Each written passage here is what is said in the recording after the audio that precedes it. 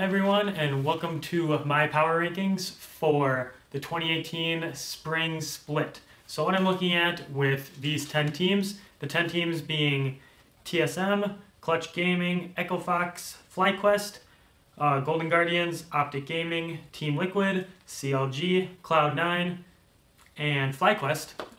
I will be looking at how I think that they will end up at the end of the split. So as you hopefully know, the top 6 teams make it to playoffs, and then teams 7, 8, 9, 10, their season ends there. So how I'm looking at it is who will end up 7, 8, 9, 10 in the regular split, and then in playoffs how they'll do.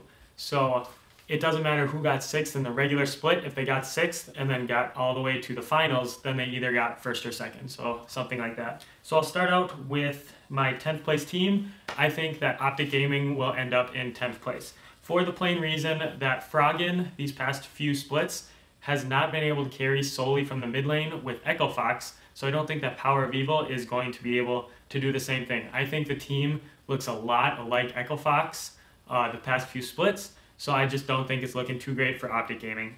The next team that I think is 9th is the Golden Guardians. So lots of people have the Golden Guardians going in as an easy 10th place. But for me, I think that's a very difficult decision, just because when I look at this list of players, I don't see a lot of flaws. I don't see a lot of great things, but I don't see a lot of flaws either. So I see contracts, Matt, High, and then the consistent Lorlo in the top lane with Loco Doco as the coach. So the big thing that I see is High. He's been known for a long time as this great shot caller, this great player. No matter where he goes, he's great. But we haven't seen him perform. So that's that thing that I was talking about Froggen in my last video, is it's really hard to justify someone who isn't performing very well. But that doesn't mean that he's not a good player. He's always had solid statistics, especially in team fighting, which is big in North American LCS, just because it usually gets to the late game. Just because North America isn't that great, they have a very difficult time pushing leads in the early game. So when I see this team, I hope they'll do better than 9th, just because it's a lot of players that I know and recognize, but I'm being safe in saying that they're going to get 9th place. The next team that I think will get 8th place is FlyQuest. So FlyQuest is a ton different from last season, so you pretty much can't look anything except for Wild Turtle. He was the only just that rock that is still on the team. So what I see in FlyQuest is some veterans that will push this not great looking team. Honestly, these players have never played together before, and they've had inconsistent histories. So I see Flame, Wild Turtle, and Stunt. So Wild Turtle and Stunt are in the bot lane, and then Flame all the way in the top. So that middle part of the map is really looking weak for me, and I think that they'll just miss the playoffs with this team. And I mean, they could surprise a few people, just like FlyQuest actually. The beginning of Spring Split, I think for the first half of the 2017 Spring Split, they had a really great run. I think they were in 2nd or 3rd at one point, but then they fell off, and we might be seeing that with this team as well. So it's really a break if these veterans can link together, even though they've had inconsistent histories. And in 7th place, which is a big kind of weird thing compared to most other people's rankings, is 100 Thieves. So what I see from 100 Thieves is, 1, I don't buy the Aphromoo hype whatsoever. I think he's a dying player.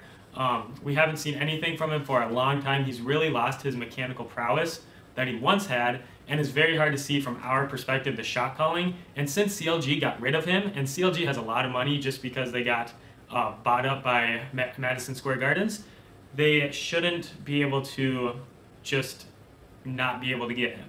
So what I think is, CLG said, you're not getting any better, we haven't seen success, you can go pick up the new Biofrost, and in my opinion, it's a downgrade in team. So yeah, and just the same as with Meteos. So Meteos is the jungler for 100 Thieves this coming split, and what I see from Meteos is High.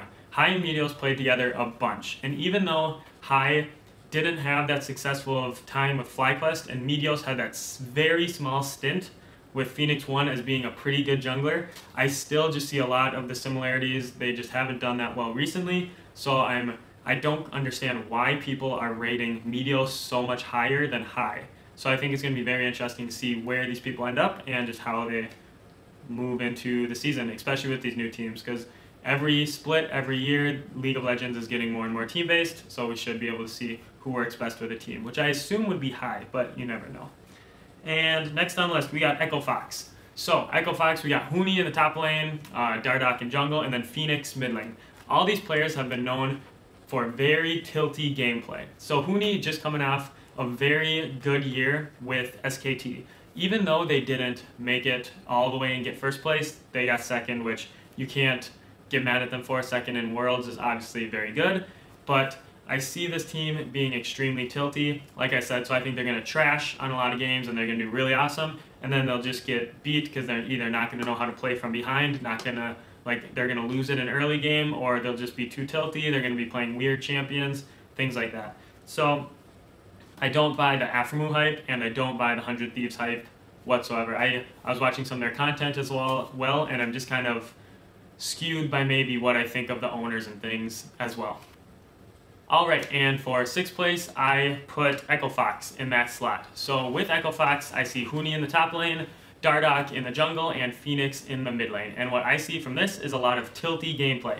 Even though Huni is coming off that 2nd place finish at Worlds with one of the best teams in the world for a very long time, I think he's going to come right back to North America just like he did and show that tilty gameplay, show that he needs that Korean structure where he's going to want to play that Lucian top, where he's going to want to play a lot of these just weird things that he thinks he can carry with, like that Karma top that he was trying a lot in Korea, which he never actually pulled out with SKT, assuming that it was that Korean structure. They think that they know what works best. So I think they're either going to trash on a lot of games, or they're just going to get dominated the other games where they lose that early lead and they just don't really know how to come back, either just with their mindset of thinking they're the best, or actually pretty much just that. I think that they're not going to have that mental fortitude as a whole team. Maybe if one or two were like that, but I think that whole top of the map is a lot like that, what I've seen from interviews and like the reality shows and things like that. And in 5th place, I have Cloud9. So, Cloud9, I think that Licorice will be the big question mark for Cloud9 this coming season. We know that the rest of the map works. We know that Jensen can carry very, very hard, and I know that Svenskeren is pretty much just a trade for contracts. I think they play very alike, they play around mid, and they're just very good in every aspect of the game. So I don't think Cloud9 has anything to worry about. I think they could do better, but I'm kind of pushing them towards the bottom a little bit just because we haven't seen great domestic results in the past year or two. Alright, and in 4th place I have Clutch Gaming. So this is kind of my sleeper team, kind of the team that I hope to say I told you so come here in about 5 months or so when the spring split ends. So I think that Lyra mixed with a heavily underrated Fabivin and Apollo will create a very good team. So I was saying in my last video about Clutch Gaming that I wasn't really liking their coaching structure, I wasn't liking their organization, but I'm kind of taking that back a little bit now that I've really thought about what Apollo has brought to different teams and what Fabivin has brought and what Lyra's teammates have said about him, and I think that this could be a very good team. I don't think I'm going to be personally cheering for them, but I think that they're going to finish very well, and this is kind of my hope for a new team, one of those NBA teams, to kind of finish in the top half, just hoping that they don't get trashed on by the orgs that have been around for a long time. And in 3rd place, I have CLG. So this was a huge season for CLG. They picked up Biofrost when Aphromoo left, and then with that Dardoch and Omar God switching back and forth and subbing, they got Rainover. So Omar God switched to the Academy team, so we know that he looks on the outside like an LCS caliber jungler, but switching him down to the Academy team and bringing in this veteran while bringing in the newer player like Biofrost, I think will be a very key set that will push them towards the top for pretty much the whole season. I don't think they're going to start out slow at all, especially with Hui, Stixxay, and Darshan always being there. I think this team is going to start at the top, and they're going to stay at the top and be looking towards getting another championship up on the boards for the North American LCS in this spring split. And then 2nd place is Team Liquid. So I have Team Liquid in 2nd and not 1st for the superstar team, just because that in the bot lane I see a big question mark, and in the top lane I see a question mark. So we know that Impact was offered a lot of money for the spot 1. So what makes it difficult about him getting offered a lot of money is that we don't know if he loved this team. That was the big headlines. Obviously, that's just an assumption from the viewer who just goes through the articles and looking at the news and things like that. But that's a big question mark. And Impact's recent history has been very rough. He did not have a good 2017 season, either spring or summer, especially not, well, I shouldn't say not good, but just not up to Impact caliber, who has once been a world champion. So I think we should look to Team Liquid to be very good, but if they're going to be getting beat by these top teams like Clutch Gaming, CLG, and TSM, that's where they're going to be kind of funky. They're going to be getting beat in the bot lane where they just don't have that synergy like they should, or the top lane where either the translating in-game, because they don't have that Korean translator except for Ole, will be a little just unsynergized. They might look a little rough at the beginning, but maybe they'll be able to move better into this summer, and then that's when I might move them up to first, or maybe even down to third with how the other teams are going. And then, oh yeah, also lastly, the Team Liquid coach. I think it's either a big one. He's a semi-new coach. He hasn't had any big head coaching positions that just the players have talked great about him. So I think it could either be a big loss or a big win for their incoming coach of spring. And lastly, we have TSM. So I put TSM over Team Liquid for, one, the proven bot lane. So we know this bot lane works. Internationally, we've seen it work. We've seen them in late game team fights. We know that Sven can do the #1 job that an AD carry does, which is to stay alive and put out enormous amounts of damage. And we know that Mithy can shot call. Well, I guess we don't know that. We supposedly know that from the multiple teams and teammates that he has had or been on. So I think it's very exciting to see a proven bot lane come out. So we've seen people like Arrow and Piglet come over from Korea or from Europe with very good track records, but to my just thinking of it now, knowledge, I don't think we've seen a bot lane move over, a whole bot lane move over from another country or region. So I think it's going to be great.